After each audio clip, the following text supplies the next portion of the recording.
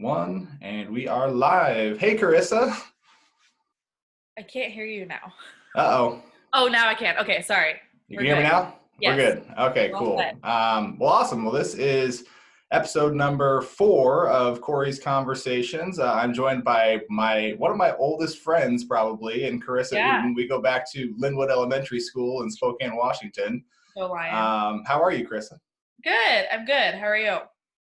I'm doing well. We're weathering the storm of news coming in every Washington just day shut down. about Washington's shut down, more or Yep. less. We've got the stay-at-home orders last night from the governor, and so um, we're hunkering down and planning on not going anywhere. And Yeah. I'm going to get really good at podcast editing and Yeah. and sound editing and all this fun stuff. So, well, cool. What have you been up to recently? It's funny. I've actually been in like a weird, well, this is another transition, but just a life transition in general. I moved out on my own. Like I lived with roommates and stuff since college. But I'm living myself now. And then I left my job at Gonzaga long term. That was like a almost 4-year job there. Go Go Zags. Zags. And started with a startup. And then once Corona hit, it's the startup got affected by all the restaurants closing down. So I got laid off, which, with the millions of Americans too. But so yeah, riding this wave out is very interesting, staying calm. Yeah, that's interesting thinking Yeah. about people that are like just starting a job or starting a career or applying for things and you're in the middle. I had friends that were in the middle of application processes that were shut down and now Yeah. they either just left their job and they were hoping like, oh yeah, this is going to be a quick turnaround to get 2 Yeah. weeks in, I'll get into this job. And now they're like, oh shoot, what do Frozen. I do? And those folks probably, some of those folks can't apply for unemployment because they left their job Left their voluntarily. job. Yeah. I'm thankful and lucky. I was with the company for 5 weeks when I got laid off, and I have hit the curb where I haven't, I didn't quit, I didn't do anything like that. I went straight from one job right into the next one the next day. So I, curbed my edges that way, which is hopefully Yeah. gonna be in my favor. But again, unemployment right now is packed. It is cool to see owners and the folks with capital that have the ability to take care of their employees that are doing that. So Yeah. shout out to all of you people. I was watching. I think the first one when the NBA got shut down, Mark Cuban came on and said like, yeah, we're gonna find ways to get these people money and we're gonna have them do productive things. That was the cool thing that was different between what he said and what I heard other people say is he said, yeah, we're gonna have them volunteer and do volunteer at work at shelters and do other cool things, but still pay them their wages. And so he's a guy that, man, I hope he gets into. I know he was talking about running for president, and I guess we're kind of over celebrity presidents right now, but he's one that he's a real entrepreneur, real guy that yeah. So hopefully he gets into something, but. Cool. Well, I want to talk to you about all kinds of stuff. We haven't caught up in a spell. No. Obviously, both of us went to Gonzaga, and so we kind of reconnected there after, I moved to the west side of Washington State after elementary school. And in between that time, you had a lot going on. So maybe you could tell people, kind of your story. And it's a very inspirational story, I know for me and for other people that you've shared with. So can you maybe share a little bit about that? Yeah. So I think, growing up, I think one of the things that we had in common was that we had single moms. We definitely, I was raised as a single mom. I had an older sister, have an older sister. And life was like difficult in that sense where you just, living month to month, paying bills when you can. Sometimes light gets shut off. It's fine. And so I think we had adversity from a very young age in that sense. But life wasn't really super disrupted. I think we both, my sister and I both did well in school. We loved school. That was fine. But then so my dad passed away from cancer when I was young. And he had a lot of issues. He was a drug addict. There was more to that as well. But eventually, ultimately, he died from cancer. And I remember growing up in it, like being in the back of my head. I've always had these weird, like affirmations or intuitions of like, this is gonna happen. This is gonna happen. And I just remember being young and being like, no, I'll probably get cancer. Like that'll probably happen. And it just being like a flippant thing. But then I was 16 years old and I had my sister and I both played drums and we were active in percussion and stuff. And so I was always playing like the quads and the big, like, and my elbow was hurting constantly. And my elbow, it would like feel like locked and it would be swollen. And my family and I are just like, okay, well, that's just tendonitis. That's just, part of playing the drums. And that started, I remember that starting in like May of the school year. And I was like, okay. And it would like come on and off. And, so in June of, I was like 2008 at this point. So I was like a sophomore in high school. And I woke up, one of my best friends, dad's was a county commissioner for Spokane, and he was doing re-elections, and we would always go like on the parades with him and stuff. And I remember waking up in the morning, I slept on her floor and my whole arm was just like paralyzed, and it just hurt so bad. And my whole elbow was just so swollen. You couldn't even feel like the tip of the bone. It was just so swollen. And so I was like, all right, I'll go to the doctor. And it was one of the first times as like a 16-year-old that I went to the doctor by myself. My mom was like, you got to take yourself, like walk your ass to the doctor. Like, oh, wow. Go. And I couldn't get into my doctor, but I saw my physician's assistant. And it was one of my first appointments with her. And she was like, she saw my complaint or the issue that I was in for the doctors. And she's like, oh, okay. Like, this is just a cute little girl. She told me this afterwards. Like, this is just a cute little girl, like having aches and pains. Like, let's see what's going on.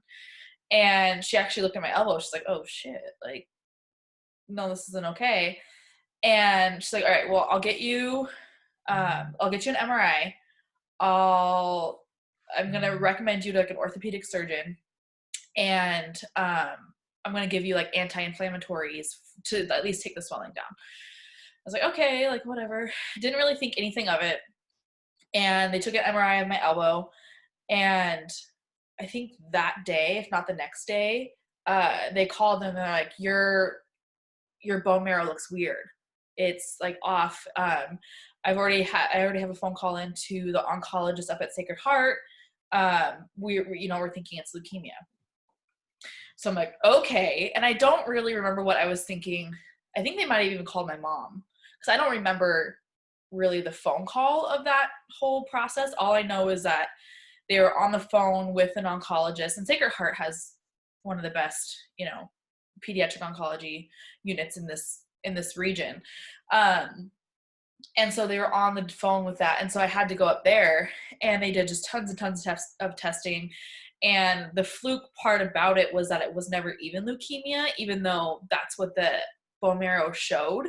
After lots of tests, it ended up being non-Hodgkin's follicular lymphoma, which is found in 70-year-old men and really rare for a 16-year-old female to have. And I think when I was first diagnosed and they started putting me in the study, I was maybe one of 25 pediatric patients that has that kind of cancer. So you're diagnosed at 16. Yep. With non-Hodgkin's follicular lymphoma. Mm-hmm. And so what, they throw you into a study and what is the study? Just a medication trial?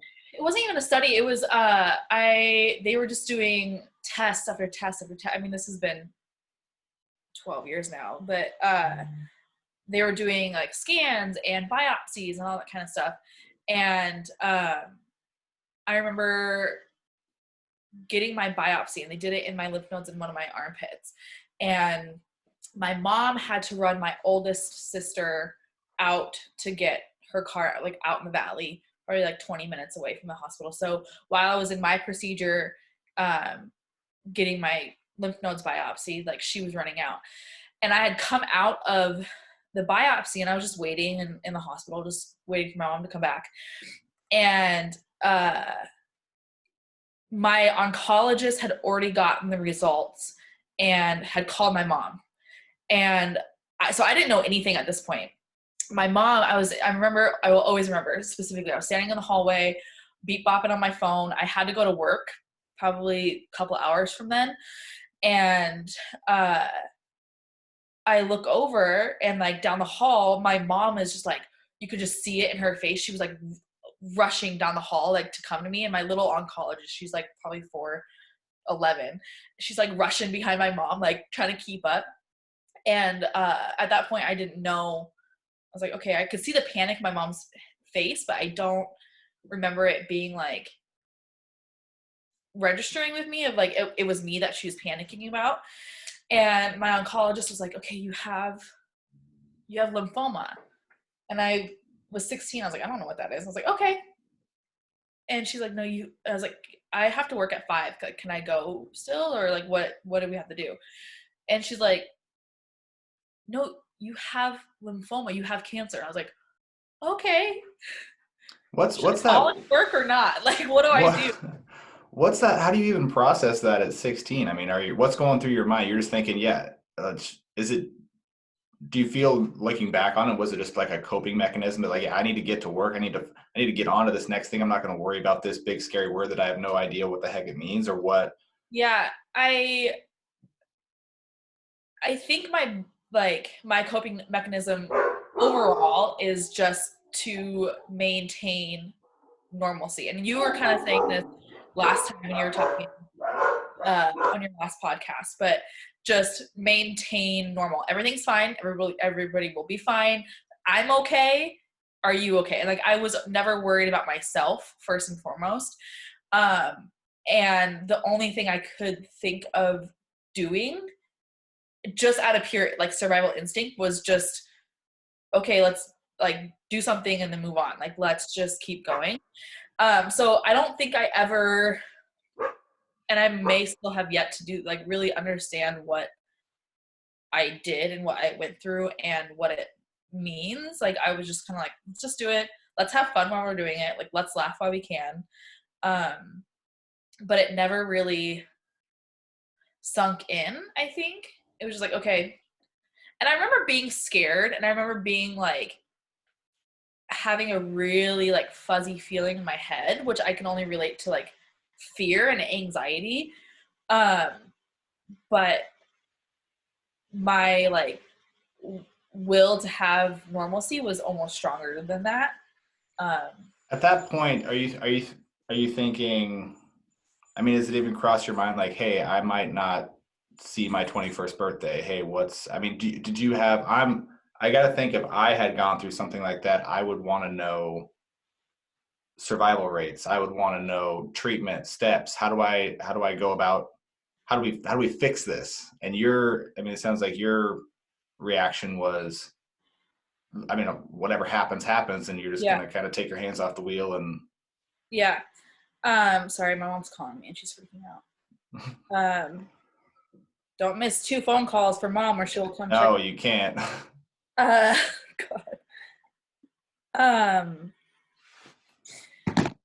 Sorry, what was your question?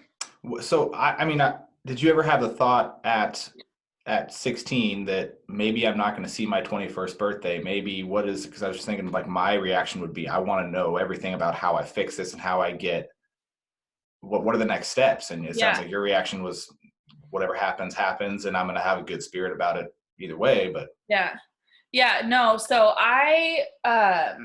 my cancer specifically they call it chronic.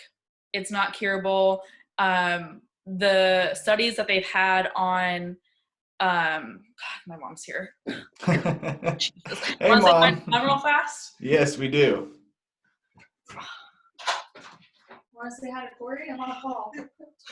Can't answer. Hold on. Hi, Mom. Hi, honey. How are you? Good. How are you? We were just talking about you. Uh-oh. I said you can't miss 2 calls or your mom's going to show up at your apartment. Right. All good things. That's what I do. You okay? Yeah. Okay. As long as you are. Yeah. Just on a podcast. Sorry. Living the dream and quarantined. Why are you here? We're quarantined. You should be quarantined. Because if I don't hear from you. Did you text me? Oh, you only called me twice. Yeah. We've been texting back and forth in a group this haven't gotten morning, any text messages. and you hadn't responded, and that's not like you. So, boom.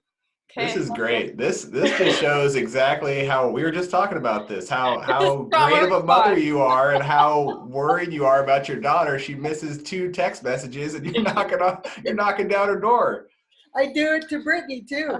But you know, when she doesn't answer her phone or anything, no, it's fine. Because I'm grown. Yeah, okay. So are we. Love you. Good to see you, honey. You too. Good to You see look you. great. Thank you. You too. He did that wall himself. That's awesome. I did do this wall myself. I could put you to work. No, don't say Well, I need work right now, so. Yeah. Okay, bye, Mom. Love you. Okay, I'm being kicked out. Well, do you want to hang? We're just talking. No. Okay. Love you too. Love you. Bye. Okay, I'll text you in time. All right. Oh, that's great.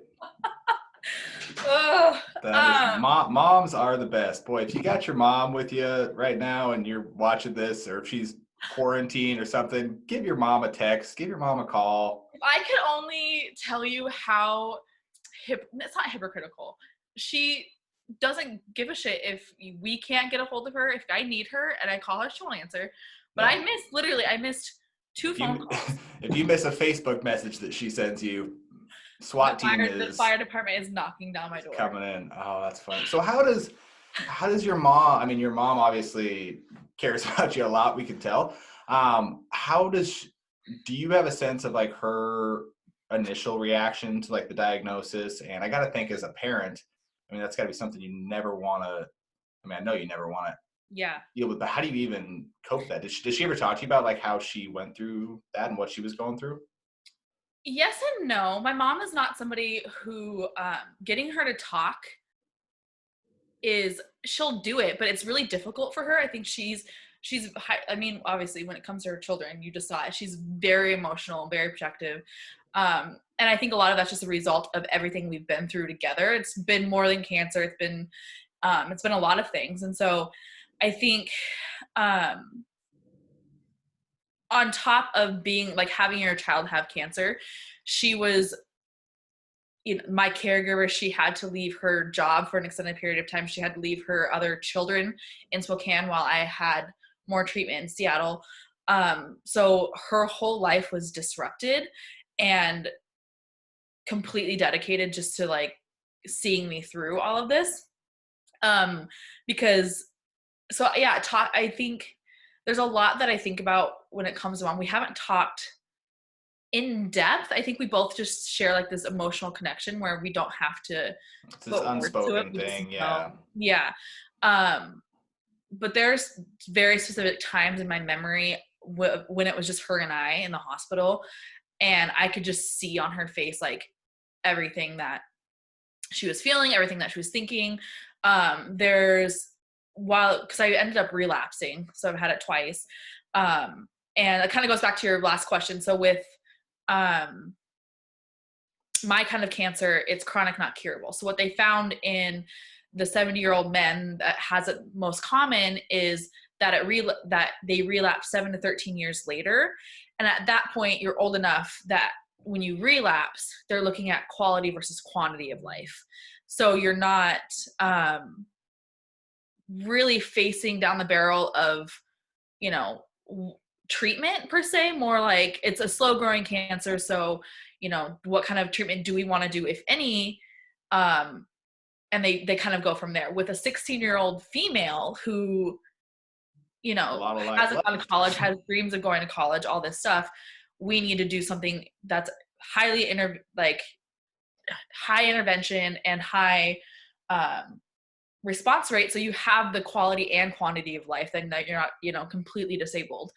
So for me, what they did, I responded really well to the first round of chemo when I was first diagnosed. I think my first chemo was maybe July, and by November I was in remission. So that was great. But then I ended up relapsing 13 months later. So even with my kind of cancer, it's slow growing, but it's faster than they usually see it.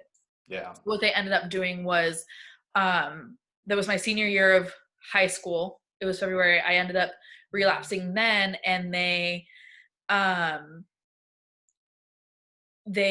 were like, okay, we're gonna harvest, we're doing a stem cell transplant was the plan. So, but they had to do all these steps in order to do that.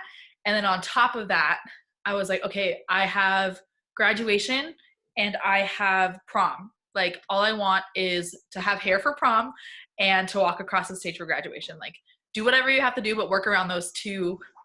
Two demands. Yeah. And my oncologist is just like, yeah, okay, like, I'll figure that out for you. So, and they did it, we worked it out, but, and in that, the local news had gotten a hold of it, and I had a journalist and a photographer like follow me around for these months, 4 or 5 months, where I harvested my own stem cells. So it was like a autologous transplant. So I didn't have to have a donor transplant, which curbs all of those side effects, which is really good. Yeah. And then being young and being a female, they're like, we have to harvest your eggs. Like, there's a chance that it could wipe you out with fertilization, or fertility. So we have to harvest your eggs. So those are a few things that I had to do prior to that. But in the pictures of the photographer following us around, you could see my mom, and just some of the things, like, there was a lot of photos of her just like, her head's like down, and she's just dealing with it, and I had a lot of difficulties and last minute things that needed to happen. And it's just like, she was always a quiet, calm person, and like, she always held it together, and I never saw her really break down. I'm sure she did in her own like private thing, but she was always, I think, even as like a child, her biggest thing is like, I'm a mom first, I'm a friend, I'm whatever later. And I don't know what your memories of Mama Gwen, but she was a hard ass growing up. Like, Oh yeah. all my friends were super scared of her. And, that's just kind of who she's always been, is just like, she's a mom first, and whatever that takes, that's what she's going to be. Oh, she'll put the fear of God into anybody. Yeah. That's well, and like, that's the funny thing too, is growing up with you and Quincy, you guys were around all the time, and Quincy would always be getting into shit, but she adored you boys. And like, it was always just like, yeah, well, it's Cory and Quincy, it's fine. If I remember, I think we were the only boys that were allowed to have sleepovers because we were such wonderful kids. Boy, was she wrong. Yeah, no, it's just funny. Like, that's just, she's a huge softie, and now that we've grown up, clearly we're still children in her eyes, but now that we've grown up, I think she's even softer, and my friends have come to love her even more. But she was terrifying growing up. Yeah, I mean, you hear all the time about, I mean, with stories of cancer and people that have to go through that and treatment stuff, of the patients who are diagnosed having to support their families, because their families are so distraught over this and the thought of loss. And you hear of these people that are, I mean, appear stronger than the people that they need to support. I've never personally had somebody in my family that's gone through that I've had to sit by their bedside and support through that. And I'm sure everybody handles it differently. Every patient who's diagnosed, person who's diagnosed, is handling that differently. But what advice, if you could go back and you wanted to tell your friends, hey, this is what I want from you, or this is what I need from you, what would you have said looking back on it now? What did you need from them? Was it space? Is it, I would imagine I'm somebody who I would want space. I would need to process that. Yeah. I think my friends and like my people were never the issue, I want to say. I think I'm very serious about the community that I build, and very serious about the friendships that I have, and I pour a lot into that. And so my community has always been super strong. The thing that bothered me the most was the people that that didn't really know me, wanted to give condolences because it was such a big deal. Like, in my high school, and in the community, it was a huge deal. Sure. And I think my experience was like, I was dealing with other 16-year-olds and 18-year-olds that don't know what they're saying and don't know what they're asking. I've got a lot of questions of like, are you gonna die? It's like, I don't fucking know, maybe. Yeah. But the thing that just bothered me the most, I think, was just hearing the same thing over and over again. And there's a caveat to that because I find myself doing it now that, you know, I'm 10 years out of stem cell transplant. I have friends who go through hard things all the time, whether it be cancer, whether it be any, like just grief. And saying I'm sorry doesn't do anything. And Yeah. I feel like I have to say that still, right? Like, and I also have to be aware that I might have that sensitivity, and that just could be me, that other people might want to hear that. So I don't move forward being like, don't say this to, or don't say that. I think whatever you need to say that you feel genuinely in your heart, like, hey, I'm so sorry this is happening to you. What can I do? What can I give? Like, what do you need? Is better than just like an empty, like, hey, I'm sorry that you're going through this. It's hard because like, I think people don't know how to react to it. And how do you, yeah, you know, I kind of got the same thing when my mom passed was, I'm sorry, but from my friends and stuff, they didn't know how to help. I mean, you're 16, you don't, I mean, I've got, there's professionals that do this, and even they struggle to help people. And so yeah. to ask a 16-year-old with a mind that's not fully developed yet to have this depth of perspective and Well, seeing what somebody's going through is, yeah. And I definitely think it's different for each person. Like you and I think just based on how I know how I saw you through, you know, 6th grade and the aftermath of your mom's death, but then, you know, then seeing Quincy and just seeing all of that kind of stuff, you and I kind of play the same role in our families, I think, of I'm fine, I need to take care of other people. Like I'm yeah. fine, like my brother, my sister, my mom, like that's who I have to deal with, and that's who I have to make sure is okay. And I'm going to constantly reinforce them that I'm okay. So yeah, I think each person going through grief or trauma or turmoil or a really big hard time is like, they're going to respond to it in a different way. And I think the only thing you can say is what you're genuinely feeling in your heart and what you genuinely want to give, right? Yeah. Like I have a friend who just lost her dad, and it's like, I've said the things that I hated hearing, but that's all I have to give. Yeah. That's all I have. Like, hey, what do you need? I'm thinking of you. Like, I love you. I can drop by, you know, like, what do you need? And knowing that it's so difficult to voice what you need. Like, what I need is to not go through this. What I need Right. is to never have to deal with this shit. But here I am. And I think just honoring that, and just, I think the best thing you can do is just be wide open for them, whatever they need. Yeah. And I think to shift a little bit, I mean, I was thinking the other day about just perspective and how one of the first times that we actually reconnected after you had your diagnosis, we had talked to Gonzaga a couple of times, but one of our elementary school counselors, Mrs. Johansson, actually reached out to us and asked both of us to go speak to this group of educators and obviously tell your story and tell my story. And I remember, I think I went first and I spoke, and then I was sitting there watching you tell your story. And I remember hearing your story, and at the time I was really struggling being a college student, was trying to put myself through school, was working full time. And I'm sure everybody has the same notion, but if they could go back to college and change things, I would change a lot of things about how I did things. But I remember sitting there thinking, like, what are you bitching about?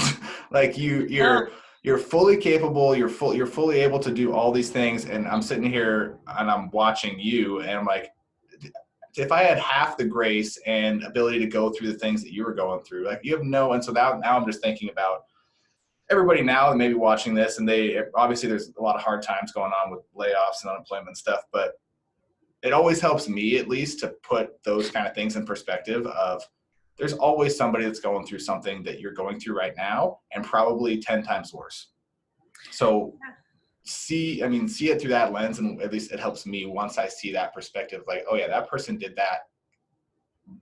I mean, what is stopping you? What is your excuse to keep doing things? And so, yeah, I think that is it's an interesting perspective, because I've definitely, my thing with pain and grief and trauma is that it's all relative. And I'm not going to be that. And I have been that person. I have been that 16-year-old. I remember specifically, and it's still so embarrassing to me. I've been that 16-year-old on Facebook where I remember some kid I went to high school with posted something about having to get his blood drawn or something like that. And I commented on it and I was like, well, at least you didn't have to get poked like 10 times. And I just went off and I was like, woe is me. I'm the victim. Like, I have it worse. And I've been through that. But I also have, through that time and through everything else that I've been through, you just kind of realize that pain is pain and it feels the same to everybody. It doesn't matter what caused it, what kind of knife stabbed you, whether it was butcher or machete, like, it still fucking hurts, right? yeah, there's no such thing as comparative suffering. I mean, suffering is suffering. I mean, you make a good point there. Yeah. And so I've never, I think that's my biggest thing is, I've really let go as I've grown up and as I've like come out of this. I've really let go of like, my pain is greater, my pain, my story is great, whatever. I think it comes down to just, here are the lessons that I've learned, and here's what I can share with you, and here's the wisdom that I've had. Unfortunately, it took my childhood and like my teenage years away from me, and that's the price I had to pay. But this is what I have to give, and this is what I know. And I think that's, I guess, the beauty in all of it too is, and that's kind of where I was when I got laid off. Like, my friends are like, oh, I'm so sorry. I'm like, I'm not dead. Yeah. Like, I'm not dead. And this isn't anybody's fault. Yeah. And I mean, I think I take those trials that I've been through, and I try and use that perspective of like, yeah, this ain't shit really. Like, I'm upset about this thing that happened, but yeah, I mean, it just helps me to focus on the things that are important and the things that aren't important. And so the things that can be changed, and the only things to me that are really important and I can really get upset about are things that time can't change. Yeah. And if time can't change it, or me doing something can't change it, that's a bummer. And those are things that I focus on. Like, time isn't going to bring your loved ones back. Time isn't going to fix your arm that got cut off if that happened. Maybe it will. Who knows?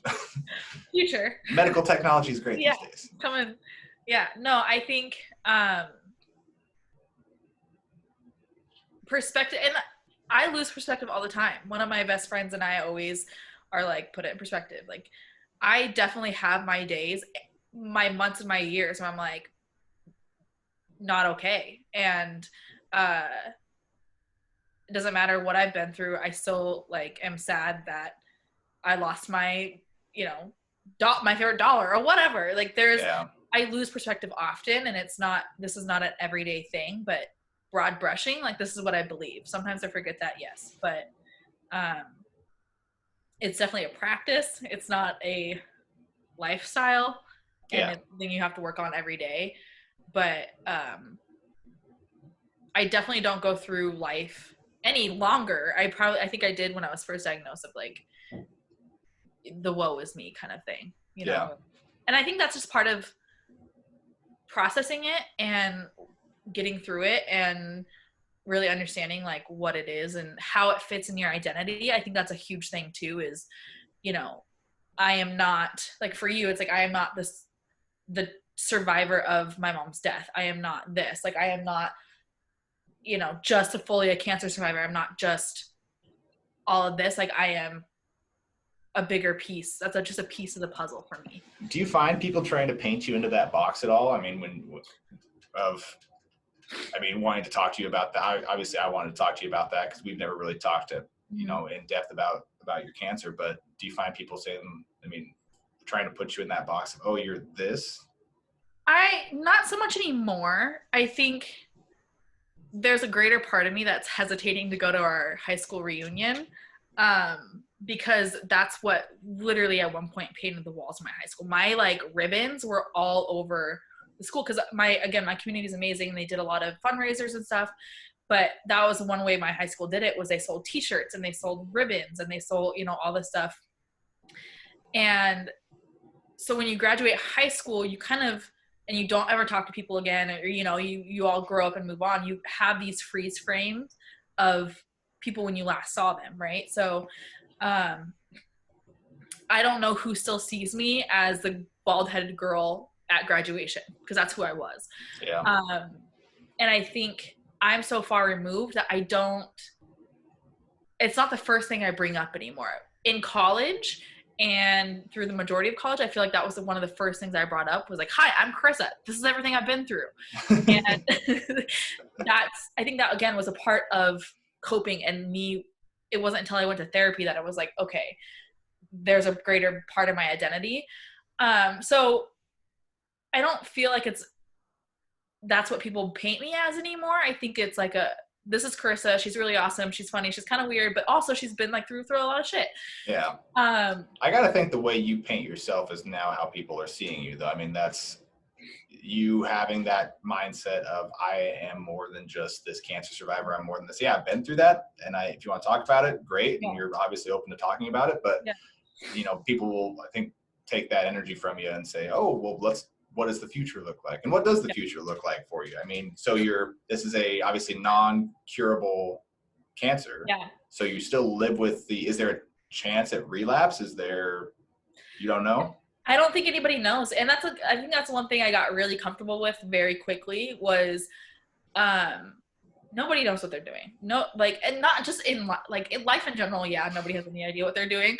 But when it comes to my case, like, I have 3 huge, like, binders this thick with my name on it in, you know, medical facilities across the state. I did my stem cell transplant in Seattle at SCCA, which is like the triage of like Fred Hutch, UW, and Seattle Children's. They all have their kind of like headquartered there.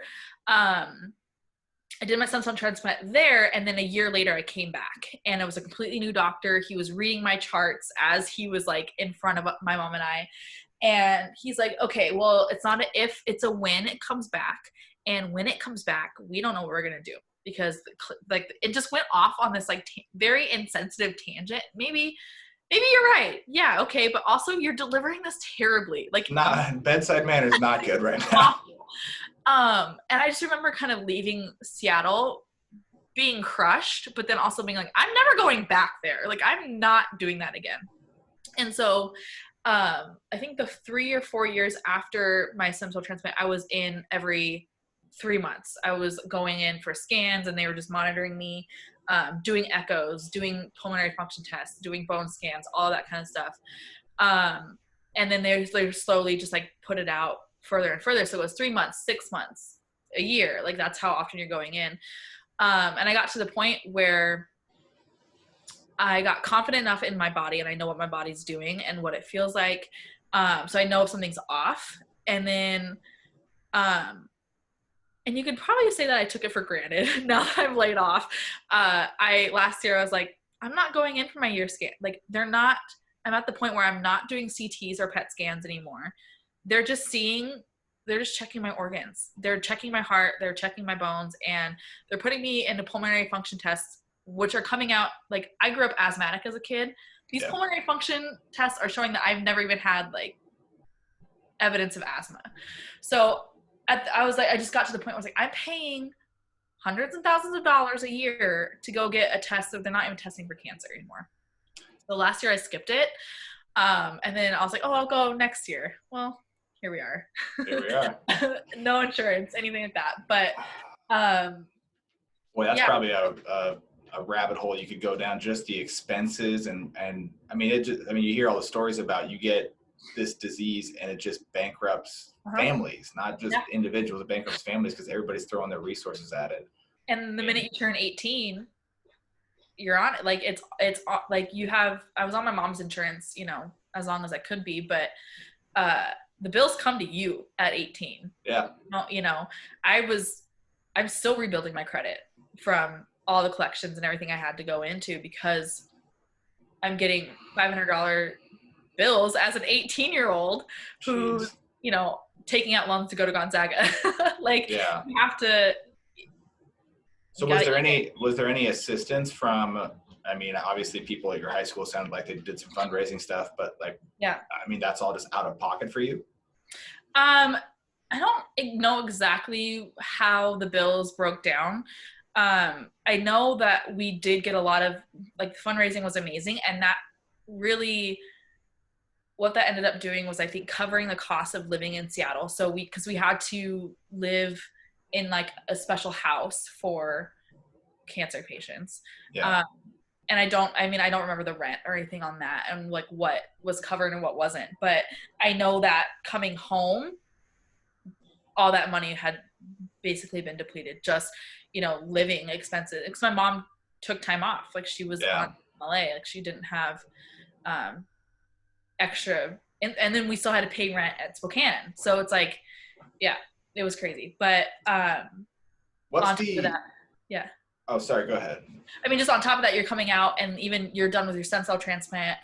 I was in the hospital for 12 days because I got an infection, and like I went to the ER multiple times. Like, there was just crazy shit that on top of just doing treatment, like, you have to deal with that. And then you're coming back and you're not done with treatment. You still have to do more chemo and stuff like that. So what's the community like of, I mean, you're a big community person, and is there I imagine when you're in the hospital and doing all these things, you see some of the same people, and is there a community of those people that, how do they support each other? Like patient, like in the hospital? Patients, doctors. I mean, you're seeing, obviously, you build relationships with your doctors over a long period of time, but are there patients that you saw and connected with?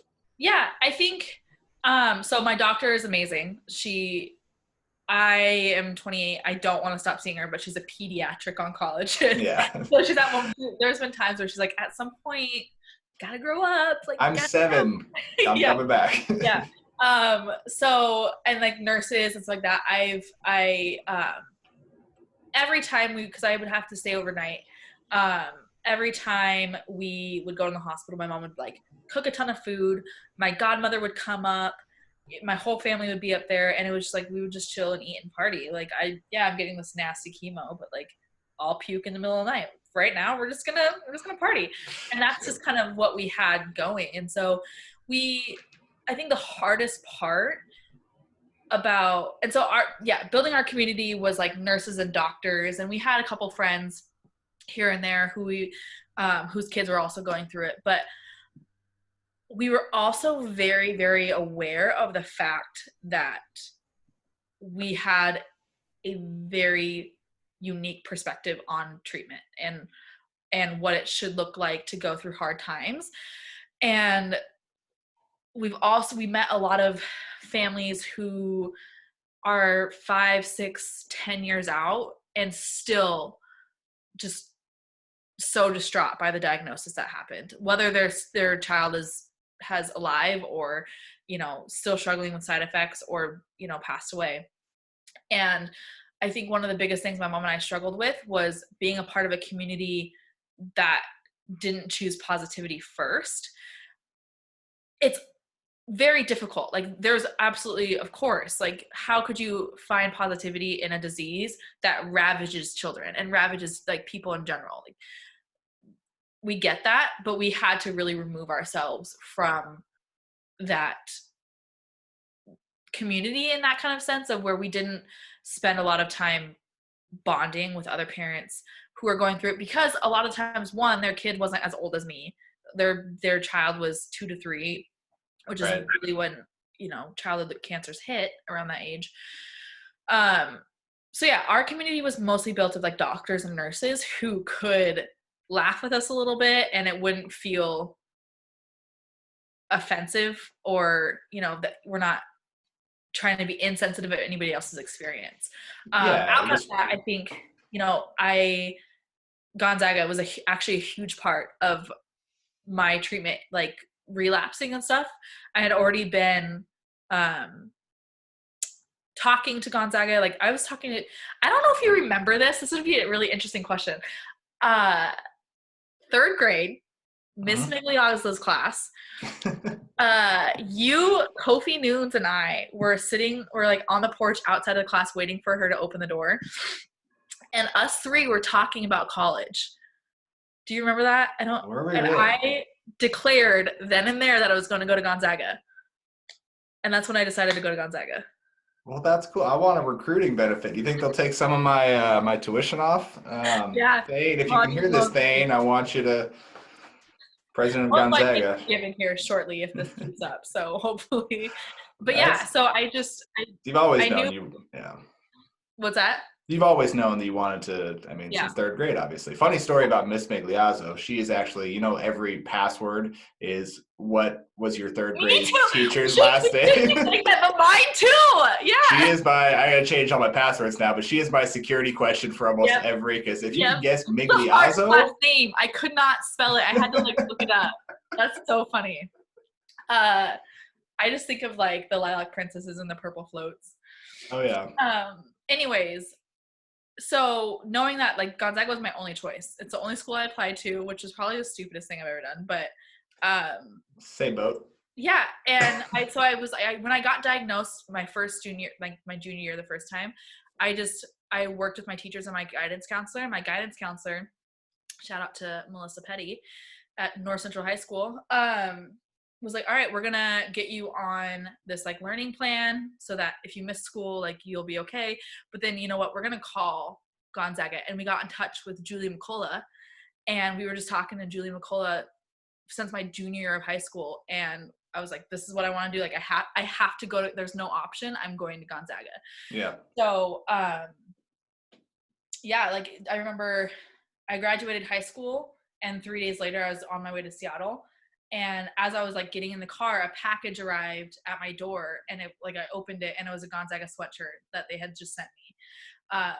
So The community there is really unparalleled. I mean, and that's the one thing I wish I could go back, because I don't think I spent enough time in the community because I was so busy working, trying to put myself through school. But yeah, I mean, even now, I mean, my wife and I go to game watches for the men's basketball games down in Tacoma with people that recognize. I didn't have a great social life in college yeah, because I was working so much, and they recognize me, and you're sitting down, you're just talking basketball, and it's just a group of people where, I mean, there's obviously bad eggs everywhere, but for the most part, I can't think of a lot of people that you would go up and you would try and strike a conversation with and wouldn't just sit there and talk to you and about whatever you wanted to. I've had other friends that went to larger universities that they say their experiences were vastly different. You're in classes where you don't know your professors. yeah, I mean, I had 30 people in my graduating class of my major. So, I mean, we all knew each other. We yeah, all hung out together. Our professors all knew our names. Our professors would come have beers with us at Jack and Dan's. yeah. No, I think, and that's the only way I think I could have graduated college. Like I went through some really, really heavy stuff in college too, where, you know, my sister's husband's brother was brutally killed, and then my grandma died like 2 months later, and it was just a dark time. And I can't imagine going to like a state university or anything where I didn't know my professors and be okay and have graduated, because my professors were like, what do you need, just like we'll deal. And that's just, yeah, the only way I knew, that's the only way I know how to get through anything, I think, is just drawing on the people that are your people, like your community, Yeah. are always there. I think that's the biggest thing That's a that I lesson always find gratitude in. yeah, that's a lesson I wish I would have learned earlier. I mean, I tried to be the soloist for a long time and be like, I'm tough and I can do this on my own. I got this. And I'm still that way with fixing things around the house. I don't ask for help when I need to, but it's, I mean, if you're not using the people around you that have life experiences and things that Yeah. to help you, I mean, you're just losing on such a big resource of people. And so, I mean, Orange Theory for me really brought that together, because we have, I've managed 6 of these studios for the last couple of years, and each studio has its own unique community built around the people. And it's, you see people that just help each other and that provide for one another. And You know, I wish I would have learned that earlier. Luckily, Yeah. I'm still young enough that hopefully I can continue to do it. And now I'm trying to get in the habit of fostering those communities of Yeah. how do I grow those, and how do I find people with like mindsets, Mhm. and somebody like you that has such a positive outlook on something that was such a dark time for a lot of people. And it sounds like it wasn't for you. Obviously it was tough, but you viewed it from this rose colored lens of just being sad about this, and Yeah. being self-deprecate isn't going to help anything. So might as well Yeah. put a smile on your face and joke. And There's I like podcasts, obviously. And there was one I was listening to with Liz Gilbert, who wrote Eat, Pray, Love, but then she wrote, all this other stuff. But she was talking to um, Glennon Doyle, who wrote Love Warrior. And Glennon Doyle talks about like her life and all this stuff, which is an interesting story. But she talks about, I think she coined the phrase, life is brutal, which is brutal and beautiful at the same time. And I think one of the biggest things that, and it's probably really, really messed up, but going through adversity and going through really hard times is almost, I don't want to like make this sound really sick and twisted, but it's one of my favorite things, as hard as it is and as tough as it is. But you see, it's like where you find the silver lining, and it's where you find like the good things and the good in people. And life is meant to be brutal and beautiful. Like it's one and the same.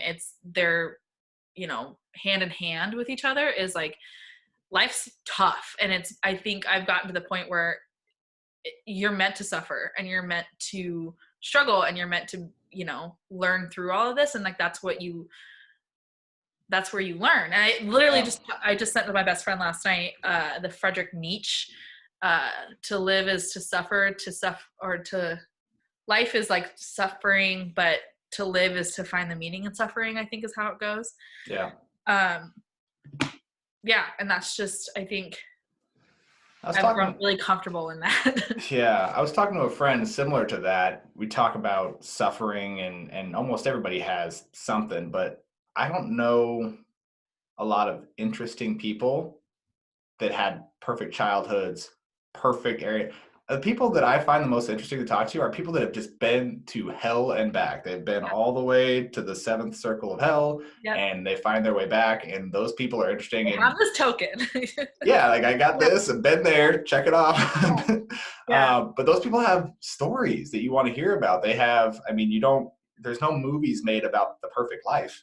No. No, there's nothing there. So how do you embrace, but I mean, you have to have that spirit of embracing another friend was telling me, embracing the suck, embracing things that are difficult. And there's another thing we were talking about, with having kids, and a lot of my friends are starting to have kids now, and they've been through rough childhoods, and you want to give your kids obviously a better life than you had.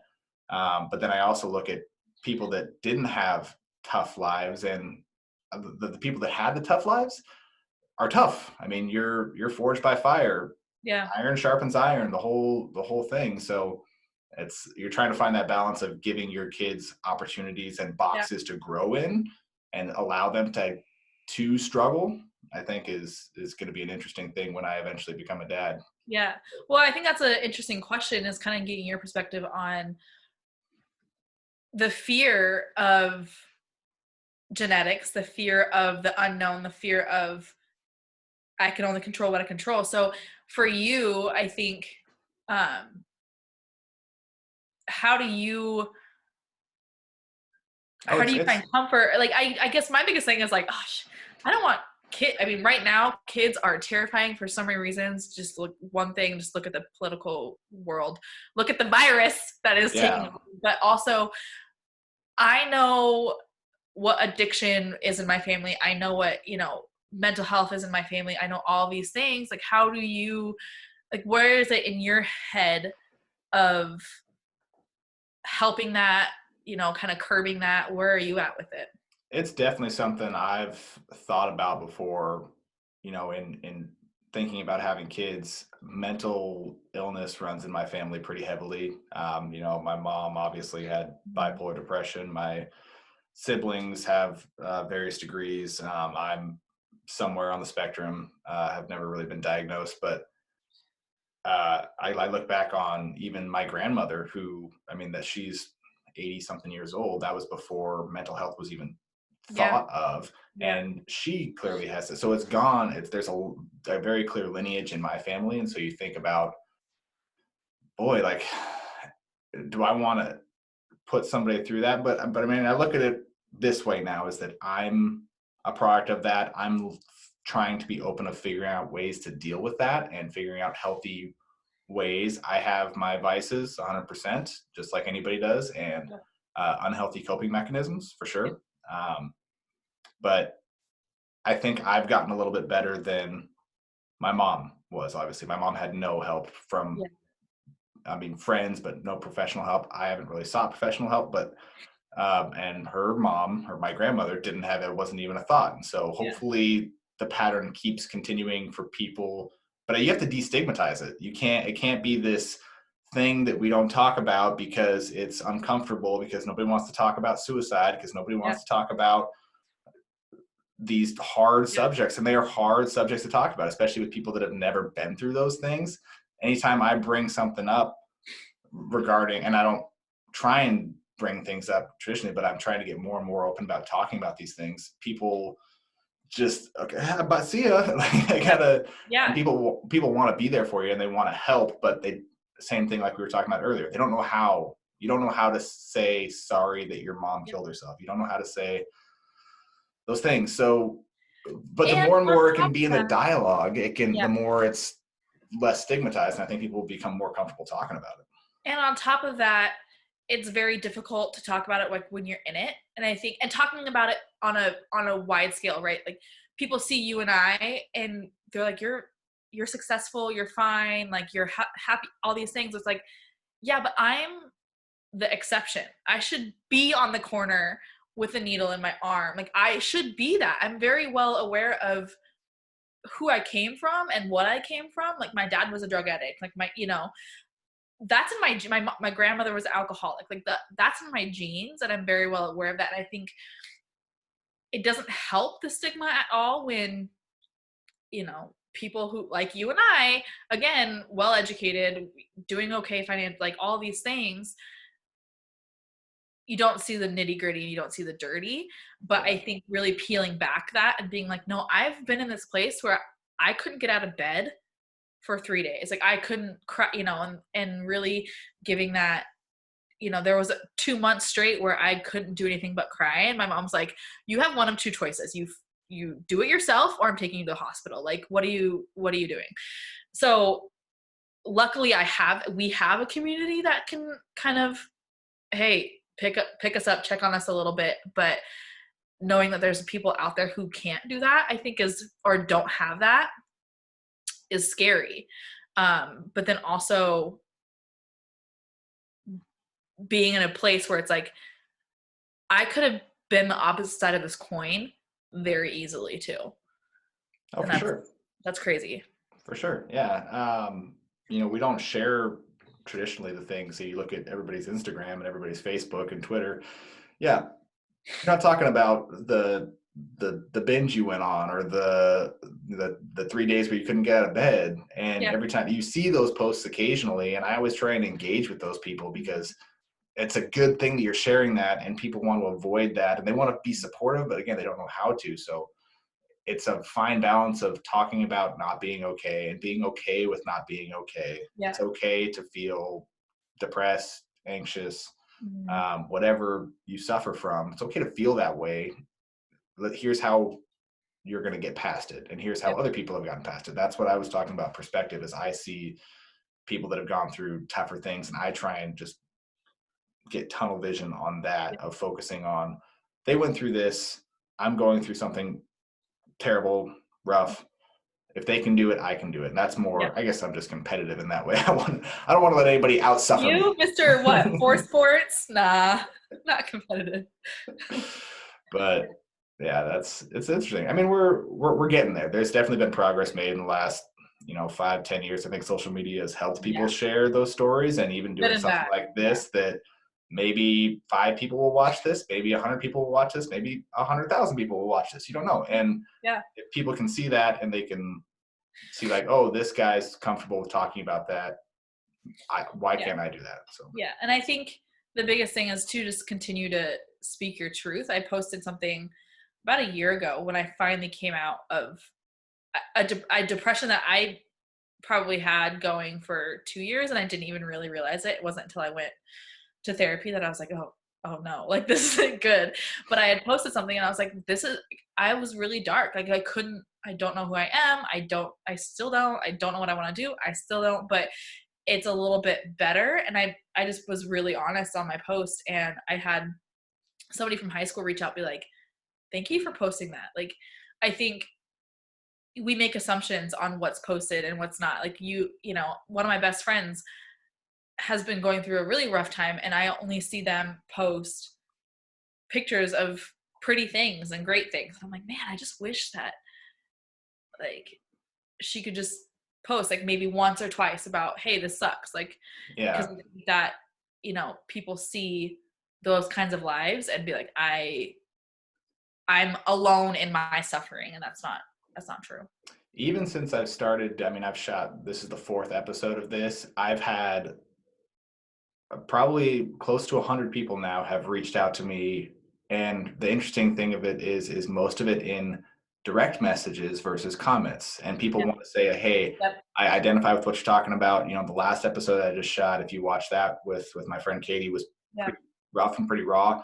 But people are responding to that. And so I guess the one thing, and maybe we can kind of wrap up on something like this, but I heard something last night talking about quarantine we're going to be in here for a couple of weeks and doing this.